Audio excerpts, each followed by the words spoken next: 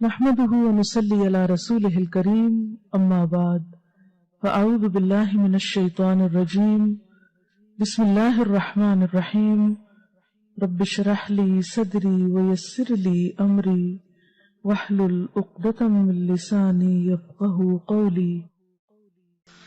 اور حضرت صوبان سے مروی ہے رسول اللہ صلی اللہ علیہ وسلم نے فرمایا قدر اور قضا کو کوئی چیز رد نہیں کر سکتی سوائے دعا کے، یعنی تقدیر، دعا سے تقدیر کا علاج بھی ہو جاتا ہے۔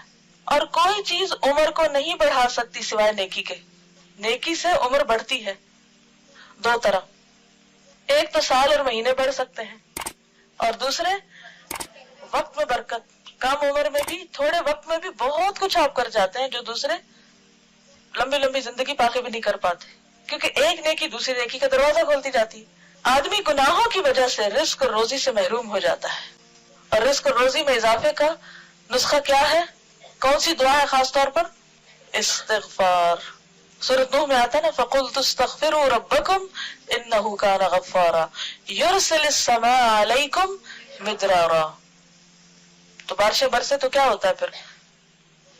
خوب رزق میں اضافہ ہوتا ہے، زیادہ چیزیں اگتی ہیں، زیادہ رسیلی ہوتی ہیں، زیادہ فائدہ مند ہوتی ہیں۔ تو یہ کس کی برکت سے ہوتا ہے؟ استغفار۔ کس نے کہا یہ؟ اللہ تعالیٰ نے۔ وَيُمْدِدْكُمْ بِأَمْوَالٍ وَبَنِينَ۔ استغفار کے اور کیا فائدے؟ مال اور بیٹے۔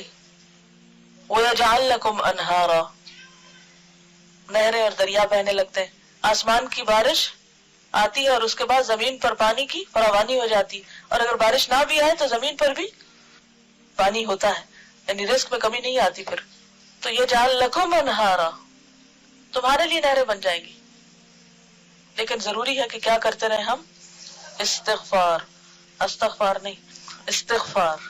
اب استغفر اللہ نہیں پڑھنا، استغفر اللہ پڑھتے ہیں، نام اس کا استغفار ہے۔ آدمی گناہوں کی وجہ سے رزق اور روزی سے محروم ہو جاتا ہے، نعمتوں سے محرومی ہو جاتی ہے۔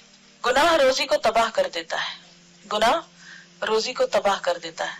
لیکن ہم میں سے کتنے ہیں جو اعتراف کریں کہ ہم گناہ گار ہیں؟ لوگوں کے سامنے دہراتے رہتے ہیں، اللہ کے سامنے کم ہی اعتراف کرتے ہیں۔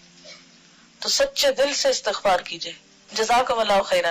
سبحانک اللہم و بحمدک، نشہد ان لا الہ الا انت، نستغفرک و نتوب الیک۔